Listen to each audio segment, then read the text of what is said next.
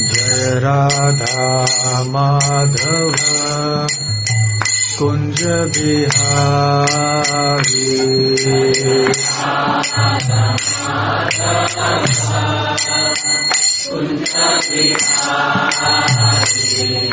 जय गोपीजन वल्लभ गिरिवरधारी।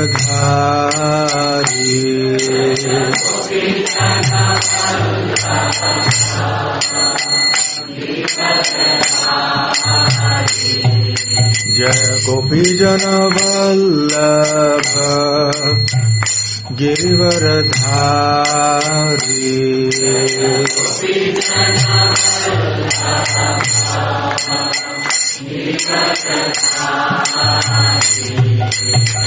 यशोदानंदन ब्रज जन रंजन।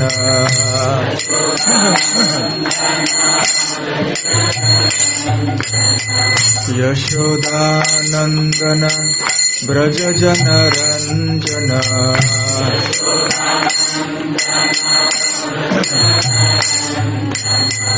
यमुना तीर वनचारी।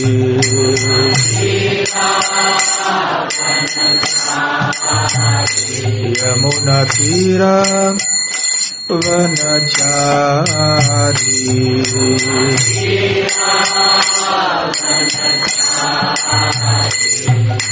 जय राधा माधव कुंज बिहारी।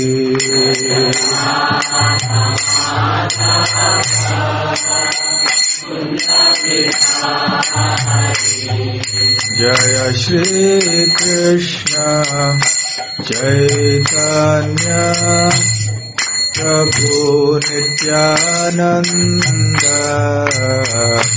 श्री अद्वैत गदाधर श्रीवासादि गौर भक्तवृंद।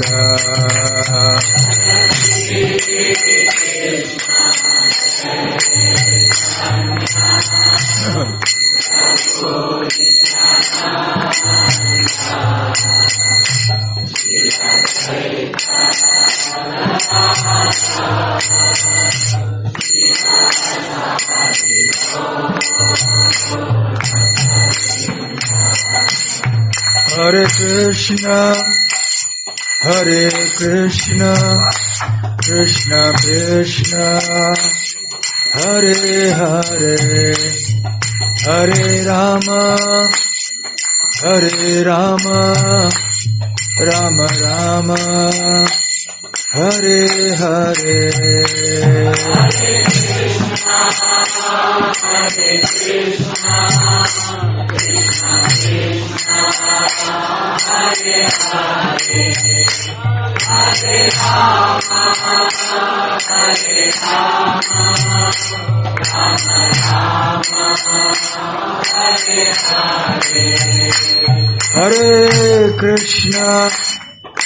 हरे कृष्ण कृष्ण कृष्ण हरे हरे, हरे राम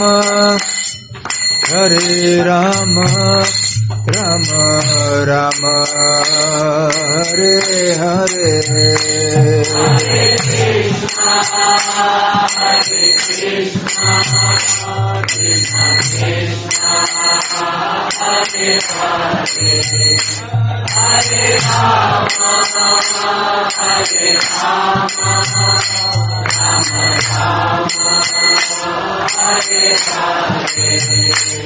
हरे कृष्ण कृष्ण कृष्ण हरे हरे, हरे Ram Ram Ram Hare Hare.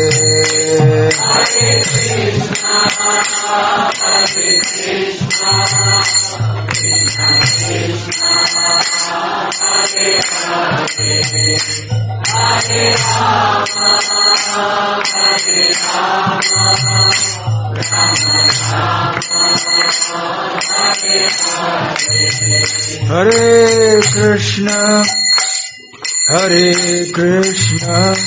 Krishna Krishna Hare Hare Hare Rama Rama Rama Hare Hare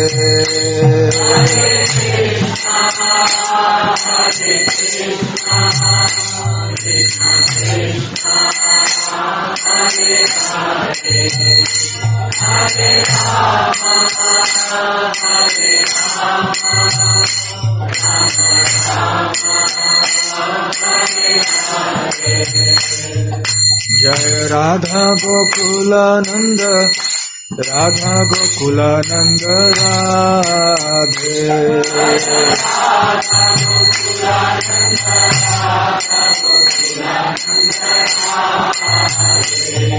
Jai Gauranitai Jaya Gauranitai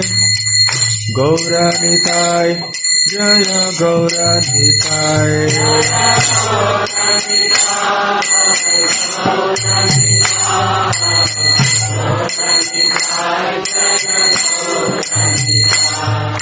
Jaya Sita Ram Lakshman Hanuman Jaya Sita Ram Lakshman Hanuman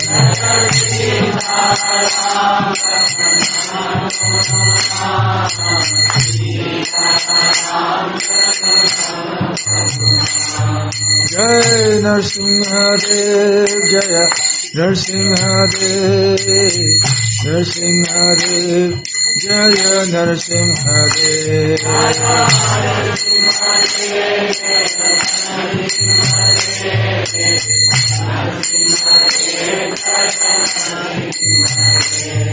Jaya Jaya Prabhupada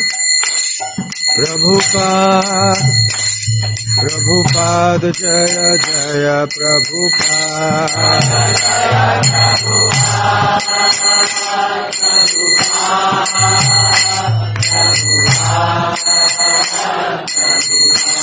Nitai Gaura Hari Bol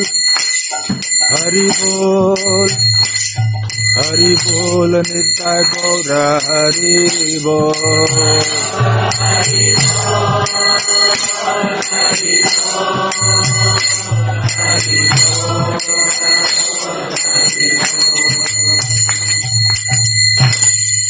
Jai Om Vishnupad Paramhansa Parivrajakaacharya Ashtotar Sat His Divine Grace Abhay Charanar Vinda Bhakti Vedanta Swami Srila Prabhupada Ki Ananta Koti Vaishnava Vrinda Ki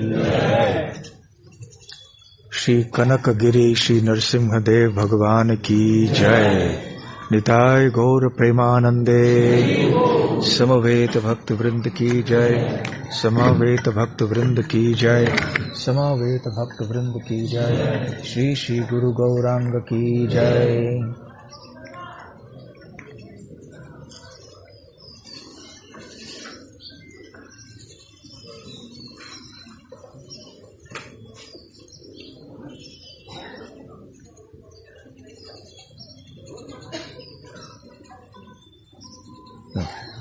Hare Krishna, Hare Krishna.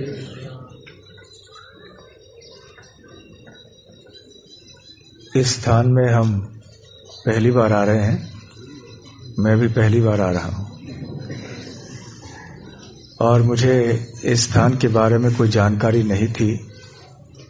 आने के पहले मैंने internet पे खोजा लेकिन कुछ मुझे मिला नहीं, सिवाय केवल थोड़े चित्र और इतना कि नरसिंह देव भगवान के मंदिर, प्रसिद्ध मंदिर यहाँ पे है।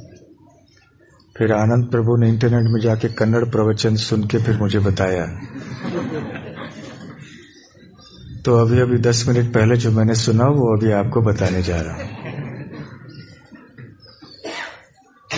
लोवीना माता जी के कारण हम यहाँ पे आज आ पाए हैं।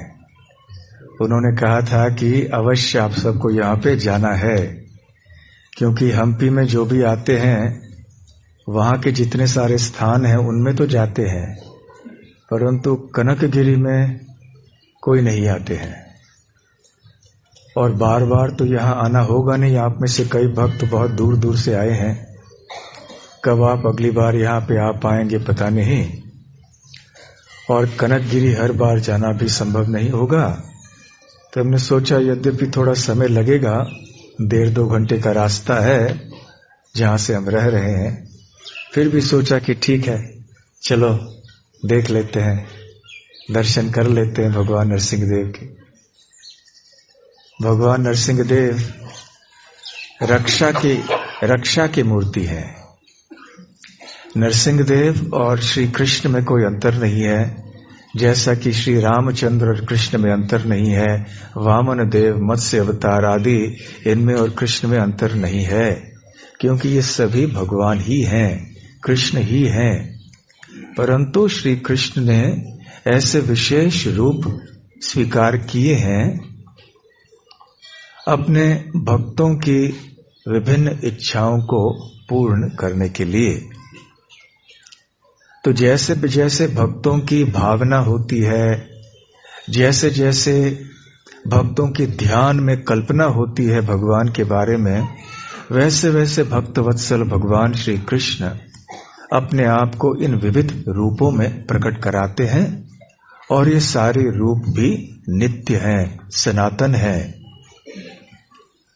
तो एक बात यह है कि जैसे भगवान के भक्तों का ध्यान है, उनकी जैसी इच्छा है और जो एक रस है उनका, उस हिसाब से उस आधार पर भगवान का रूप है। दूसरी बात यह है कि भगवान के विभिन्न रूप परिस्थिति की आवश्यकता के अनुसार भी होते हैं। जहां पे पृथ्वी को गर्भोदक सागर से उठाना था तो वराहदेव के रूप में आ गए भगवान, वही श्री कृष्ण। जहां पर प्रलय जब सारे पृथ्वी में फैल गया था तो राजा सत्यव्रत और जितने भी साथ में मुनिगण थे, उनको जल के ऊपर सारे पृथ्वी में घुमाने का समय आया तो मत्स्य अवतार उन्होंने स्वीकार कर लिया। तो प्रत्येक अवतार के ऐसे कोई न कोई विशेष उद्देश्य होते हैं। नरसिंह देव प्रकट हुए केवल प्रहलाद की रक्षा करने के लिए। प्रभुपाद जी बताते हैं कि हिरण्यकश्यप का वध करने के लिए मुख्यतः भगवान नरसिंह देव के रूप में नहीं प्रकट हुए, प्रहलाद की रक्षा करने के लिए प्रकट हुए। और साथ साथ जब आए ही हैं तो अब प्रहलाद की रक्षा करने के लिए हिरण्यकश्यप का वध करना आवश्यक पड़ा तो कर लिया। परंतु हिरण्यकश्यप इतने महत्वपूर्ण, इतने बड़े बड़े व्यक्ति नहीं थे कि उनके लिए खास भगवान को आना पड़े। प्रहलाद छोटे बच्चे थे, 5 साल के, फिर भी इतने महत्वपूर्ण थे भगवान की दृष्टि में कि केवल उनकी रक्षा करने के लिए भगवान इतनी दूर से आ गए। तो जब हम भगवान से प्रार्थना करते हैं तो और उनके भक्तों से भी प्रार्थना करते हैं तो हम ये ध्यान में रखते हैं कि इस विशेष अवतार का या भक्त का भाव क्या है, उनका अवतीर्ण होने के पीछे उद्देश्य क्या है। जैसे हनुमान जी भगवान के भक्त हैं, परम भक्त, तो उनकी जो दासत्व की भावना है, उनकी जो निष्ठा है सेवा करने के लिए भगवान श्री राम की, उनका जो प्रेम है, उनका जो साहस है भगवान की सेवा करने में इत्यादि, उनके तो अनगिनत ऐसे गुण हैं। तो जब हम रक्षा पाना चाहते हैं इस तरह से तो हनुमान जी के पास जाते हैं। उसी प्रकार जब रक्षा चाहते हैं तो नरसिंह देव भगवान के पास अनेक बार कृष्ण भक्त जाते हैं। तो क्या श्री कृष्ण रक्षा नहीं कर सकते? उनको नरसिंह देव का रूप लेना पड़ता है रक्षा प्रदान करने के लिए? ऐसा नहीं है। अवश्य श्री कृष्ण वृंदावन के रूप में भी रक्षा करते हैं, परंतु भक्तों का भाव क्या है, उनको कष्ट क्यों दें? वहां व्यस्त है ना श्री कृष्ण वृंदावन में, क्या कर रहे हैं? गायों को चरा रहे हैं, अपने ग्वाल बाल मित्रों के साथ खेल रहे हैं, माता यशोदा नंद बाबा को आनंद प्रदान कर रहे हैं, गोपियों के साथ में रासलीला कर रहे हैं, यमुना में रमण कर रहे हैं। तो इस प्रकार से श्री कृष्ण वहां पे केवल आनंद ही आनंद लेते हैं अपने दिव्य लीलाओं में। तो वहां जाके उनसे कहे, हे कृष्ण हमें बचाइए, हमें कोई कष्ट है, ये है। तो अरे भगवान बोले, मैं बांसुरी बजा रहा हूं, कहाँ ये आगे बीच में क्या बोल रहे हैं? मैं रासलीला कर रहा हूं, ये बोल रहे मुझे बचाइए, पैसे की तंगी है, पेट में दर्द हो रहा है, घर में चोर आ गया है ना। तो भक्तों की भाव की बात है। कभी कभी क्या होता है, हम किसी बड़े व्यक्ति के पास जाते हैं ना, तो वो कहते हैं दफ्तर में मिल लीजिए मुझे, ऐसे होता है ना। क्योंकि घर में घर के काम है, घर का वातावरण है, ये कितना अच्छा है। ये सब चीजों के लिए घर में मैं ये सब काम नहीं करूंगा, दफ्तर में आ जाइए, क्योंकि दफ्तर में ये सारे काम मैं करता हूं। तो उसी प्रकार से भगवान श्री कृष्ण वृंदावन में भी अपने भक्तों की रक्षा अवश्य करते हैं। कितने सारे असुरों ने आक्रमण किया, ब्रजवासियों के ऊपर प्रहार किया, प्रयत्न तो किया, प्रतिदिन कोई ना कोई असुर वृंदावन में आता था। परंतु श्रील प्रभुपाद जैसे समझाते हैं कि श्री कृष्ण वृंदावन में जब असुरों की हत्या करते, उनका वध करते हैं, तो वृंदावन के कृष्ण नहीं करते हैं। श्री कृष्ण स्वयं भगवान है, सर्व कारण कारण है, समस्त अवतारों के स्रोत है। एते चांस कलापुंस कृष्णस्तु भगवान स्वयं। ये श्लोक पता है ना? मृडयन्ति युगे युगे। तो युग युग में भगवान आते हैं। कितने सारे अवतार होते हैं। इंद्रारी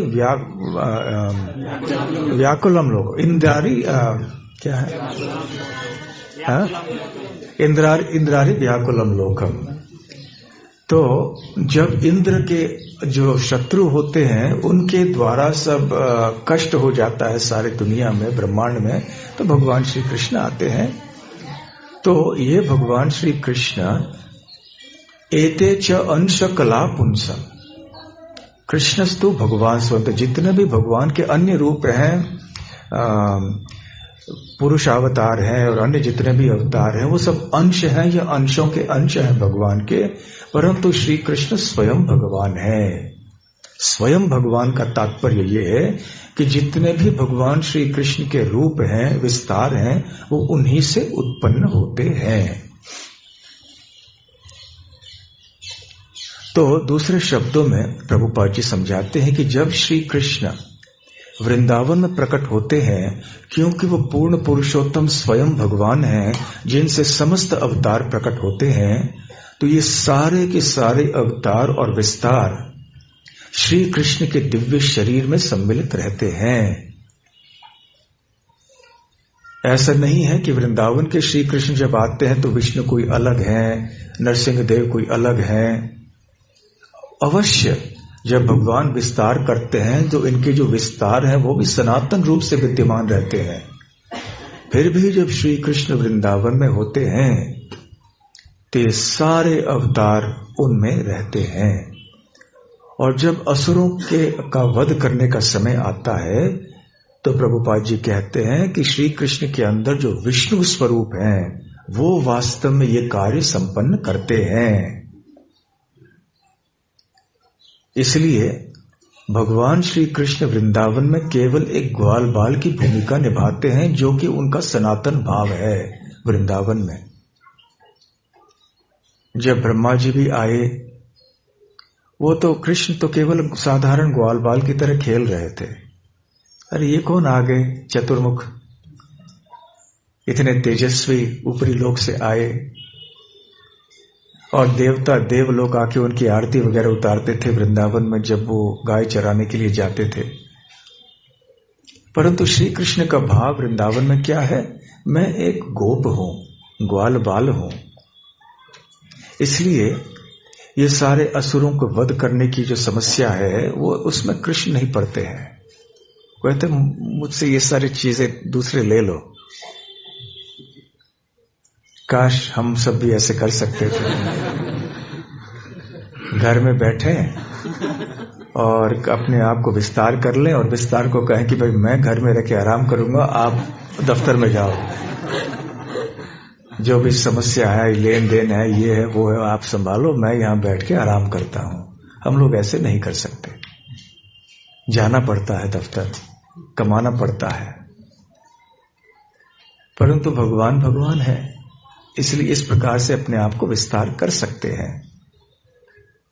और उसी तरह से यद्यपि भगवान श्री कृष्ण श्याम सुंदर गोविंद वृंदावन के कृष्ण, नंद नंदन कृष्ण, वो भी हम ये हमारी रक्षा कर सकते हैं और करते हैं और वास्तव में वही करते हैं। फिर भी जब सुरक्षा की बात होती है तो भगवान के विविध रूप हैं जो कि रक्षा प्रदान करने के लिए ही प्रकट हुए हैं। इसलिए हम नरसिंह देव के पास आते हैं। जब श्रील प्रभुपाद जी ने अंतर्राष्ट्रीय श्री कृष्ण भावनामृत संघ की स्थापना की, जगह जगह में, देश विदेश में मंदिरों का निर्माण हुआ। भक्त लोग सड़कों पे जाते थे पुस्तक वितरण करने के लिए, हरिनाम संकीर्तन करने के लिए, और बहुत बड़ी संख्या में लोग भक्त बनते जा रहे थे, विशेष करके जो युवा पीढ़ी थी। तो इन विविध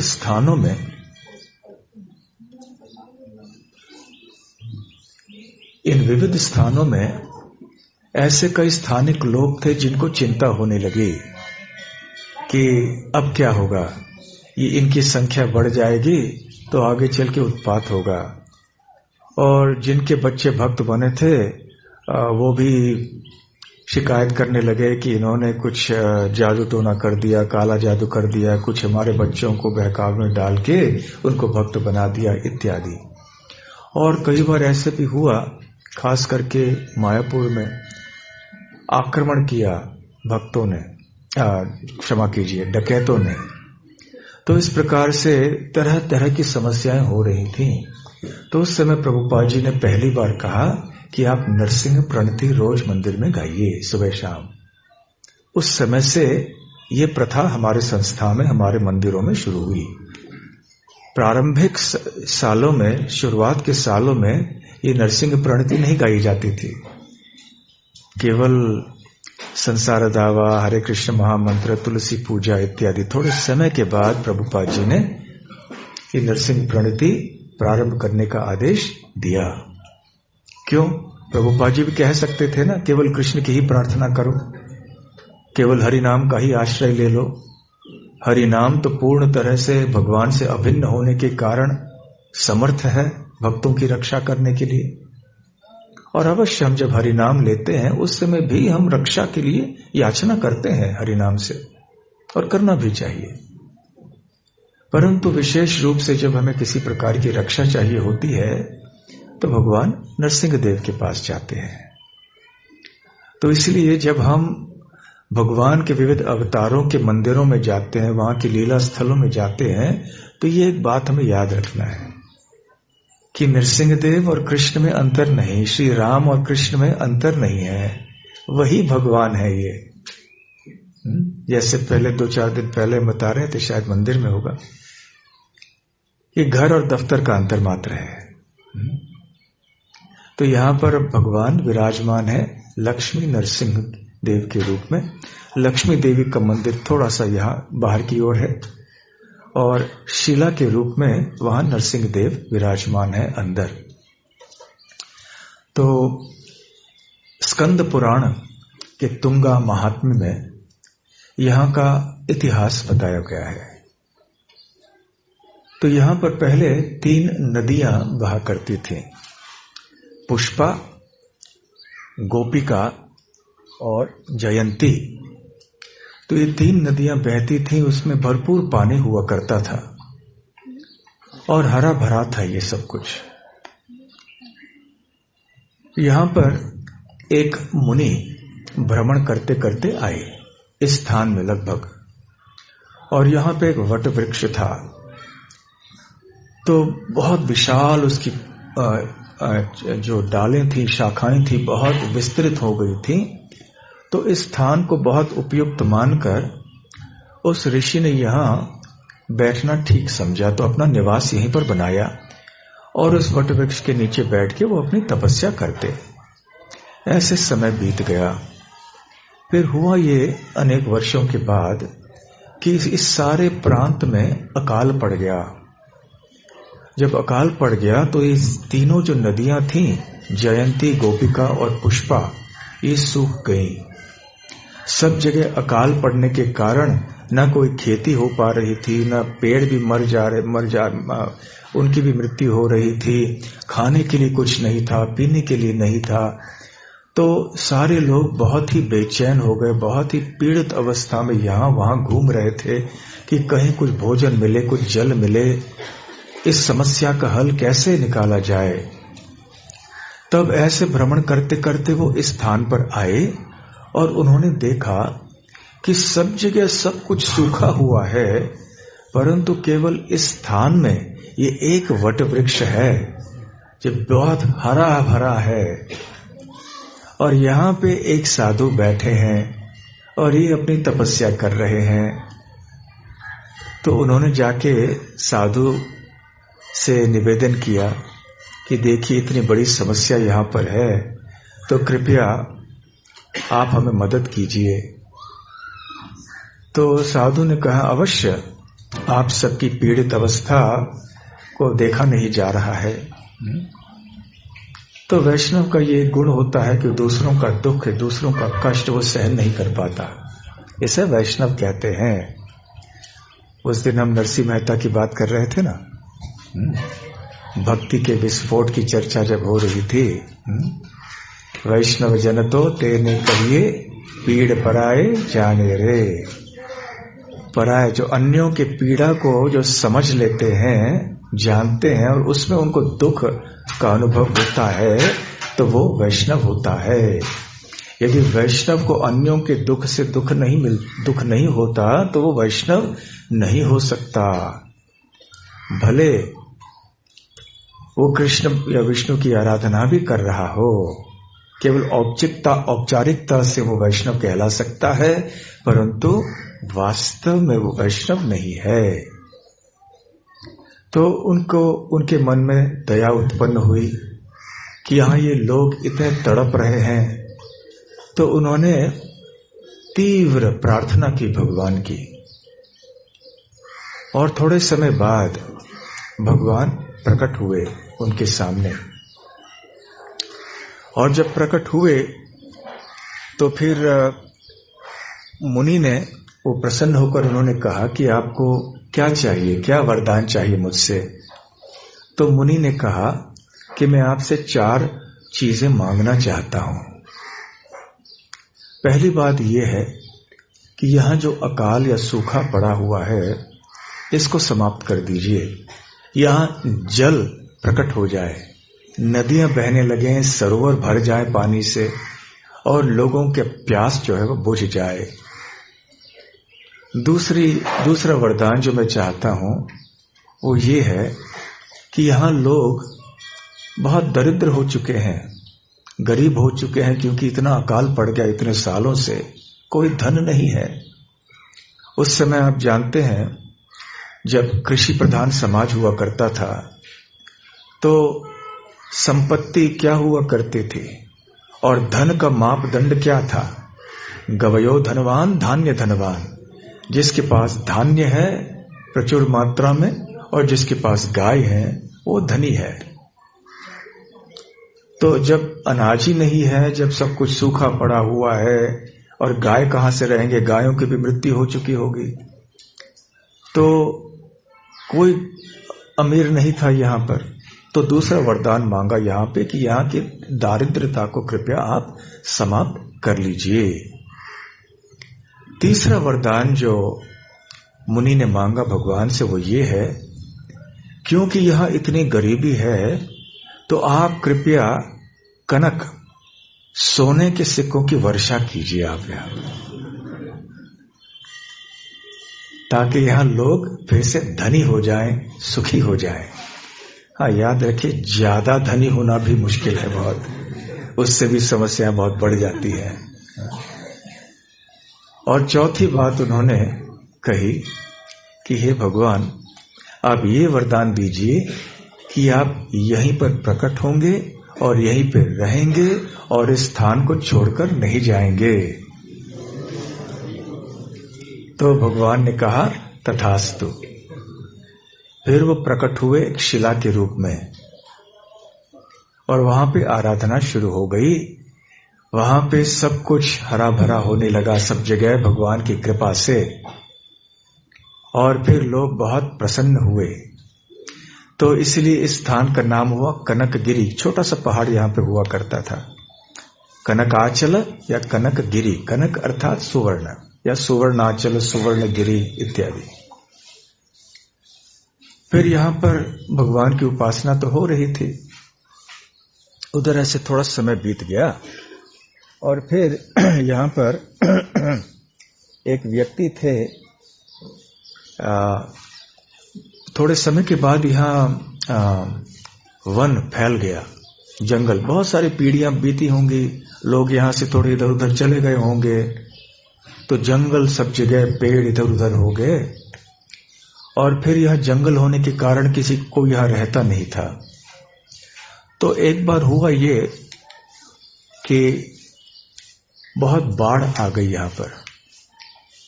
तो बाढ़ के कारण तीनों ही नदियों में, शायद तीनों नदियां भी उस समय रही होंगी, जयंती, गोपिका और पुष्पा। तो बाढ़ होने के कारण जो है, यहां एक वाल्मीकि होता था। वाल्मीकि जानते हैं ना, चींटियों का जो घर होता है उसको वाल्मीकि कहते हैं, जिसके पीछे वाल्मीकि मुनि का नाम है। और उस वाल्मीकि में यहां भगवान का जो शिला है वो ढकी हुई थी, इसे लोगों को पता नहीं था। तो जब ये बाढ़ के कारण ये वाल्मीकि जो है वो धुल गया और लोगों को दिखाई पड़ा कि यहां पे एक शिला है, तो सब लोग बहुत प्रसन्न हो गए और उस शिला की उपासना करना उन्होंने प्रारंभ कर दिया। और एक वर्णन ये है, और ये कथा अनेक तीर्थ स्थानों में पाई जाती है, जैसे कि तिरुपति इत्यादि, वृंदावन में भी गोविंद जी के मंदिर के संबंध में भी ऐसे कहा जाता है, तिरुमला में भी बालाजी के बारे में कहा जाता है कि यहाँ पे एक व्यक्ति अपने गाय को चराने के लिए ले आता था, और गाय यहाँ पर स्थान में आके, जहाँ वाल्मीकि था, वो गाय वहां पर दूध छोड़ती थी।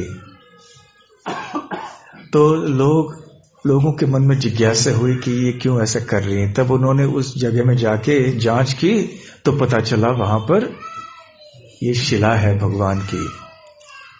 खैर, जो भी हो, दोनों में से कोई भी वर्णन सही हो या दोनों सही हो, फिर वहां पे ये शिला प्रकट हो गई। फिर से लोग यहां रहने लगे। और बसप्पा नायक करके एक व्यक्ति थे, वो भी गायों को चराते थे, गोयाल थे, गोयाल। वो यहां जब आ रहे थे तो उन्होंने देखा कि यहां शिला है, तो बड़े प्रसन्न हुए और यहां उन्होंने इनकी उपासना करना प्रारंभ कर दिया। उनके कोई संतान नहीं थे, तो यहां भगवान से उन्होंने प्रार्थना की कि मुझे कोई संतान दीजिए। यहां मुनि भी रहते, मुनि उस समय शायद नहीं थे, काफी समय बीत गया था। तो वहां भगवान की कृपा से उनको एक आम मिला, प्रसादी आम। ये आम आपके पत्नी को दे दीजिए। तो पत्नी ने वो आम तो खा लिया, परंतु आपको तो पता है, जब हम आम खाते हैं तो छिलका और बीज नहीं खाते हैं, केवल आम खा लेके फिर बीज छिलका फेंक देते हैं। तो उस बसप्पा नायक के पत्नी ने भी ऐसे ही किया। तो शीघ्र ही वो गर्भवती हो गई, उनको एक बहुत अच्छा बच्चा मिल गया और बसप्पा नायक और उनकी पत्नी दोनों संतुष्ट हो गईं। उधर वो छिलका जो था, छिलका और बीज, वहां एक घोड़ी ने खा लिया। घोड़ी यहां वहां भ्रमण कर रही थी, तो घोड़ी ने खा लिया और थोड़ी देर बाद वो भी गर्भवती हो गई और उसने जन्म दिया, परंतु एक मांस के टुकड़े का जन्म दिया। तो सभी लोग सोचने लगे कि ये क्या हो गया, एक घोड़ी से के गर्भ से तो घोड़ा होना चाहिए, ये मांस का टुकड़ा कैसे आ गया। तो उन्होंने जाके इस मांस के टुकड़े को यहां पर रखा। तब तक यहां पर लक्ष्मी देवी थी, उस समय थी ना, लक्ष्मी देवी थी यहां पर उस समय भगवान के साथ। उस समय तक ये पता चला था कि नरसिंह देव भगवान है, क्योंकि लगभग उस समय बुक्का राय और हुक्का राय, हरिहर राय, जिनकी चर्चा हमने की थी, वो हम्पी में राज्य कर रहे थे। और उन्होंने सुना कि यहाँ के जो विग्रह हैं ये बहुत शक्तिशाली हैं, कृपालु हैं, तो वो भी आया करते थे यहाँ पर। तो इसलिए उनकी सहायता से भी यहाँ बहुत कुछ होने लगा। तो फिर बाद में लक्ष्मी देवी की मूर्ति यहां पर आई। पहले तो केवल नरसिंह देव थे। उन्होंने पंडितों से पूछा कि ये शिला है, कौन सी शिला है ये। तो पंडितों ने जांच कर ली, फिर उन्होंने कहा ये नरसिंह शिला है। तब जाके लोगों को पता चला कि ये नरसिंह भगवान हैं जो कि यहां पर प्रकट हुए हैं। ऐसे कभी कभी होता है, जैसे बालाजी तिरुपति तिरुमला में भी पहले कई शैव आए, उन्होंने कहा कि ये शिवलिंग है, परंतु रामानुजाचार्य जब वहां पे गए तो उन्होंने साबित करके दिखाया कि ये शिवलिंग नहीं है, ये वास्तव में भगवान विष्णु है। तो यहां पर भी बड़े बड़े पंडित थे, तो उन्होंने भी देखा और समझा कि ये नरसिंह शिला है, केवल साधारण कोई शिला नहीं है। और फिर आप देखेंगे, आपने जब दर्शन किया होगा तो नरसिंह देव का मुख है वहां पर, परंतु वास्तव में वो शिला है। तो जब ये शिला प्रकट हुई तो लक्ष्मी देवी नहीं थी, बाद में लक्ष्मी देवी आई यहां पर। कोई राजा शायद उन्होंने स्थापित की होगी लक्ष्मी देवी की मूर्ति को। तो फिर वो मांस का टुकड़ा लक्ष्मी देवी के मंदिर के बाहर रखा गया। और फिर अचानक ये देखा गया, जब वो मांस का टुकड़ा लक्ष्मी देवी के मंदिर को खोलने के बाद, कि यहाँ एक बच्चा है, मनुष्य बच्चा। तो सभी लोग आश्चर्यचकित हो गए। फिर बच्चे को पालने लगे। जब भी वो बच्चे को रोज लाते थे यहाँ पर मंदिर में, तो वो सीधे लक्ष्मी देवी के मंदिर तक जाता था। दरवाजा खुल जाता था, वो अंदर जाते थे, दरवाजा बंद हो जाता था। और ऐसे कहा जाता है, माना जाता है कि स्वयं लक्ष्मी देवी उस बच्चे को स्तनपान कराती थी। तो लक्ष्मी देवी ने उस बच्चे को अपना बच्चा मानकर स्वीकार किया। और ऐसे काफी समय बीत गया। उधर बसप्पा नायक का लड़का जो है वो बड़ा हो गया, वो भी बहुत अच्छा इंसान और भक्त बन गया। और यहाँ ये बच्चा भी आगे चल के प्रसिद्ध हो गया किसी क्षेत्र में। तो इस प्रकार से यहाँ ये कथा है। और तब तक विजयनगर के जो राजा थे, उन्होंने भी यहाँ बहुत प्रोत्साहन देना शुरू किया। इसलिए उन्होंने जाके मंदिर बनवाए यहाँ पर। यहाँ के नायक समाज के लोग रहते थे, वो भी थोड़े क्षत्रिय स्वभाव के थे, तो वो लोग भी विजयनगर राजाओं की सहायता करते थे। और विजयनगर राजा भी यहाँ आके इनकी सहायता करते थे, इनका देखभाल करते थे। उन्होंने यहाँ मंदिर के निर्माण करवाया। शायद ये भी उसी समय निर्मित हुआ होगा ना, कृष्णदेवराय के समय, उससे पहले। तो लगभग उसी समय, उसके थोड़ा पहले इस मंदिर की निर्मित हुई होगी।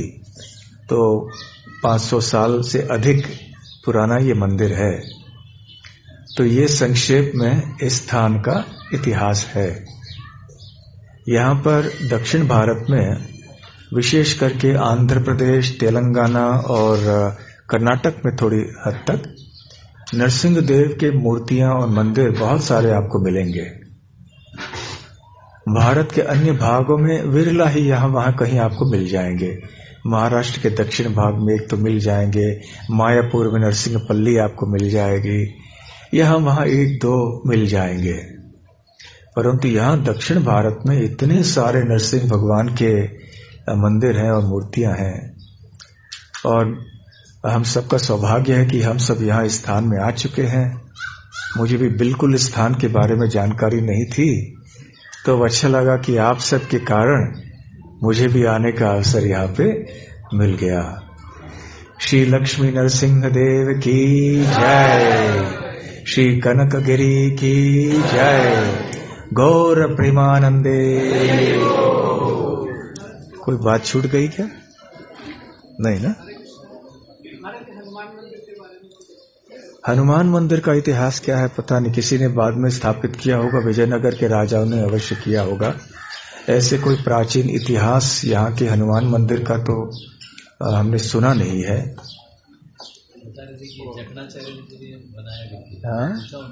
हाँ, जगन्नाथ आचार्य, जगन्नाचार्य कब किया? तो जक्कनाचार्य नाम के किसी साधु ने शिल्पकार थे। अच्छा, शिल्पकार थे वो, तो उन्होंने स्थापित किया, ऐसा यहाँ के पुजारी कहते हैं। परंतु और इसका कुछ इतिहास बताया उन्होंने? हाँ,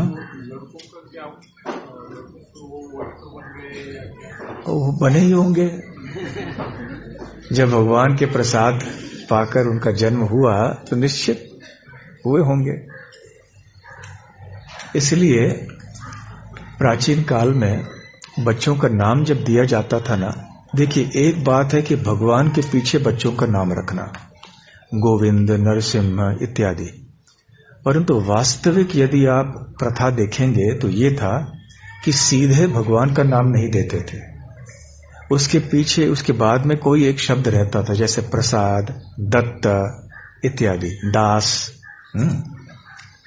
जैसे भक्ति विनोद ठाकुर ने अपने बच्चे का नाम भक्ति सिद्धांत सरस्वती ठाकुर का नाम रखा विमला प्रसाद। तो आप देखेंगे जगन्नाथ प्रसाद, राम प्रसाद, कृष्ण प्रसाद, ऐसे नाम रखते थे, या कृष्ण दास, गोवर्धन दास, या दत्त कि उनके द्वारा ये प्रदत्त है। क्योंकि सीधे हम किसी को बुलाएंगे गोविंद, तो भगवान को ऐसे बुलाते नहीं है ना, दास। इसलिए प्रभुपाद जी ने भी जब यहाँ नाम दिए सारे भक्तों को तो सब उसके पीछे दास था, और हम जब बुलाते हैं तो प्रभु कह के बुलाते हैं। तो फलाना फलाना जगन्नाथ प्रभु, वो कहेंगे जगन्नाथ दास। तो पूरा नाम है जगन्नाथ दास। तो ये दास हो या प्रसाद हो या दत्त हो, इस प्रकार के शब्द जोड़े जाते थे। हरे कृष्णा, हरि बोल।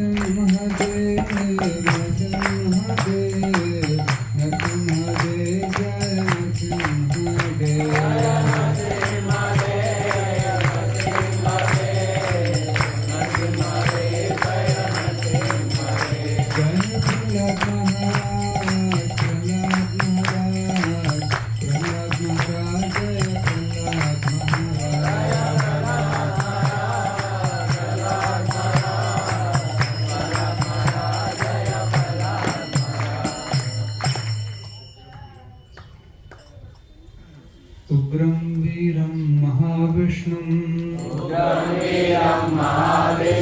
ज्वलन्तं सर्वतोमुखं नृसिंहं भीषणं भद्रं मृत्योर्मृत्युं नमाम्यहम् उग्रं वीरं महाविष्णुं ज्वलन्तं सर्वतोमुखं नृसिंहं भीषणं भद्रं मृत्योर्मृत्युं नमाम्यहम् उग्रं वीरं महाविष्णुं ज्वलन्तं सर्वतोमुखं नृसिंहं भीषणं भद्रं मृत्योर्मृत्युं नमाम्यहम्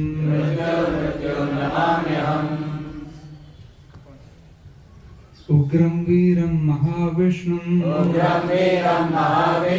ज्वलन्तं सर्वतोमुखं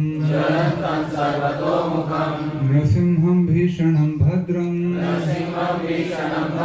मृत्योर्मृत्युं नमाम्यहम् उग्रं वीरं महाविष्णुं ज्वलन्तं सर्वतोमुखं नृसिंहं भीषणं भद्रं मृत्योर्मृत्युं नमाम्यहम्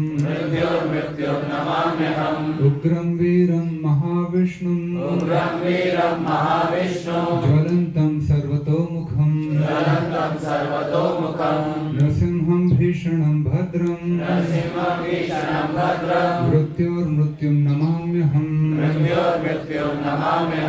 उग्रं वीरं महाविष्णुं ज्वलन्तं सर्वतोमुखं नृसिंहं भीषणं भद्रं मृत्योर्मृत्युं नमाम्यहम् उग्रं वीरं महाविष्णुं ज्वलन्तं सर्वतोमुखं नृसिंहं भीषणं भद्रं मृत्योर्मृत्युं नमाम्यहम् उग्रं वीरं महाविष्णुं ज्वलन्तं सर्वतोमुखं नृसिंहं भीषणं भद्रं मृत्योर्मृत्युं नमाम्यहम् उग्रं वीरं महाविष्णुं ज्वलन्तं सर्वतोमुखं नृसिंहं भीषणं भद्रं मृत्योर्मृत्युं नमाम्यहम् उग्रं वीरं महाविष्णुं ज्वलन्तं सर्वतोमुखं नृसिंहं भीषणं भद्रं मृत्योर्मृत्युं नमाम्यहम् उग्रं वीरं महाविष्णुं ज्वलन्तं सर्वतोमुखं नृसिंहं भीषणं भद्रं मृत्योर्मृत्युं नमाम्यहम् उग्रं वीरं महाविष्णुं ज्वलन्तं सर्वतोमुखं नृसिंहं भीषणं भद्रं मृत्योर्मृत्युं नमाम्यहम्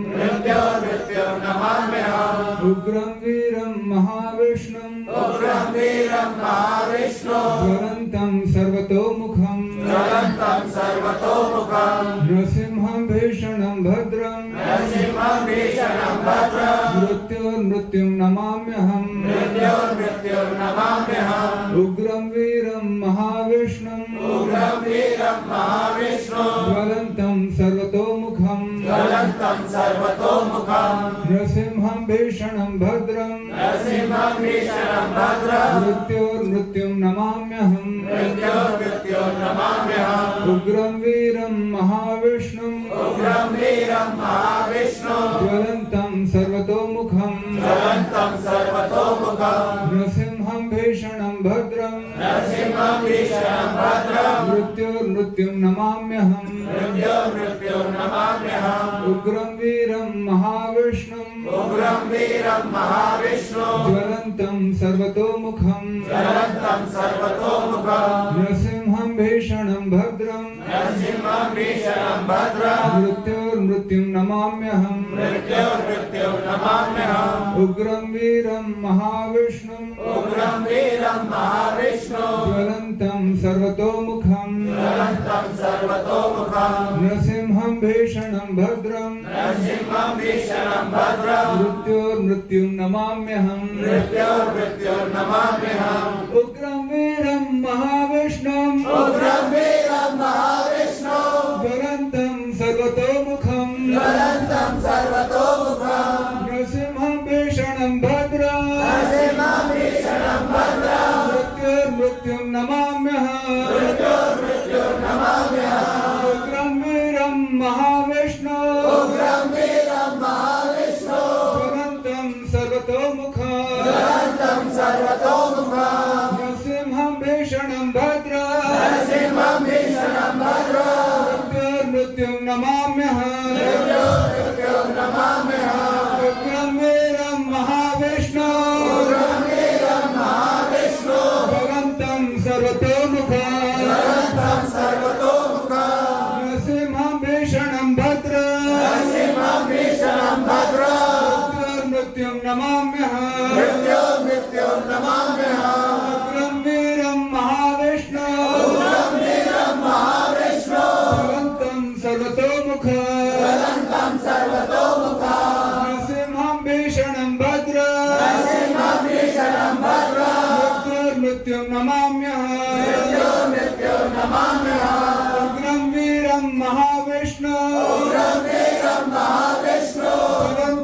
सर्वतोमुख नृसिंहं भीषणं भद्र मृत्युर्मृत्युं नमाम्यहम्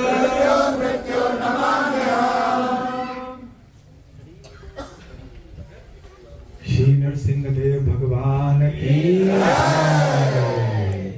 भक्तराज प्रहलाद महाराज की जय। श्री कनकगिरी नरसिंहदेव की जय। गौर प्रेमानंदे।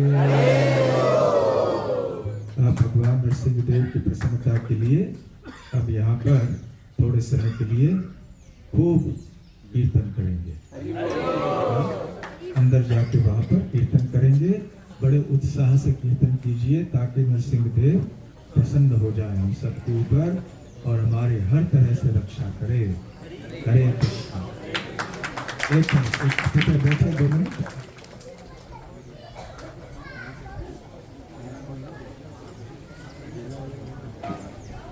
अच्छा तो आनंद प्रभु बता रहे हैं कि वो कन्नड़ प्रवचन में उन्होंने सुना कि ऐसे कहावत है कि जिसके पांव जिसके पैर ठीक हैं वो हम पे जाएगा और जिसकी आंखें ठीक है वो यहाँ पे आएगा। तब हमारे पांव भी ठीक हो गए, आंखें भी ठीक हो गई। अब हृदय ठीक करने के लिए और कीर्तन करते हैं। कीर्तन ठीक है। हरे कृष्ण।